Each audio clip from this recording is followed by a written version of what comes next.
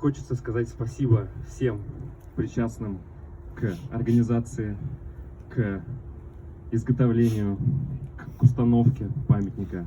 Спасибо представительству Татарстана. Спасибо всем друзьям, всем, кто помог материально, физически, морально поддерживать семью также. И мне очень радостно на душе, что у отца есть такие хорошие друзья, как вы все. Спасибо. Я прошу подойти к памятнику для снятия покрывала с памятника, после чего мы с вами увидим то, что реализовано как мемориальный памятник Рената Исламовича. Можно обойти вправо памятник еще с той стороны, чуть-чуть там ухватить вот переднюю сторону, присесть, так, чтобы это было удобно.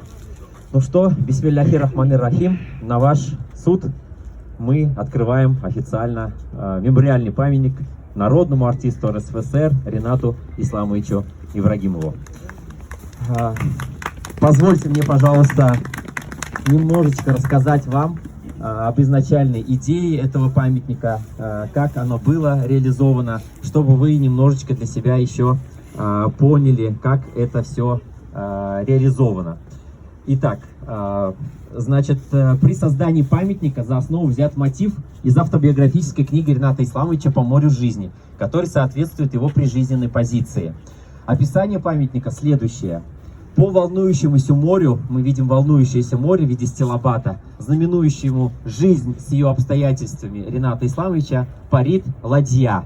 Ладья под 3 парусами, основами этого мира для Рената Исламовича. Первая справа — это вера, вторая, средняя — это семья, и он сам как личность, и слева — это его профессиональная деятельность, то есть 3 паруса.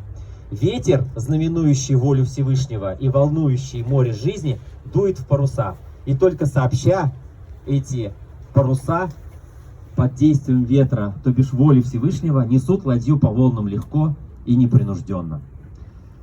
Это описание. Теперь немножечко о текстовых трансляциях на парусах, стеллах памятника. Центральная стелла — это фамилия, имя, отчество нашего Рената Исламовича, отмеченные заслуги при его жизни, дата рождения и дата смерти.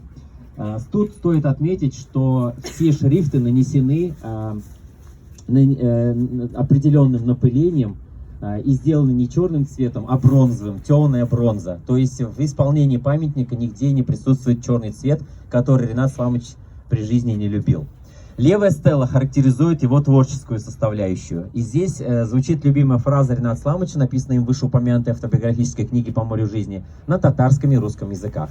Үзебезне камилләштереп, без җаныбызны камилләштерәбез. Һәм киресенчә. Совершенствуя себя, мы совершенствуем душу и наоборот.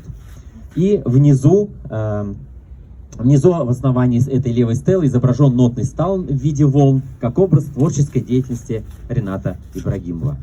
Переносим свой взор на правую стеллу и видим, что здесь отображена любимая дуа, любимая молитва Рената Исламовича. Любимой была молитва для избавления от постигших бед и печалей пророка Юнуса, мир ему, которую он часто читал. Текст дан на арабском языке, а транскрипция, обратите внимание, написана им от руки, полностью в оригинале перенесена на стеллу.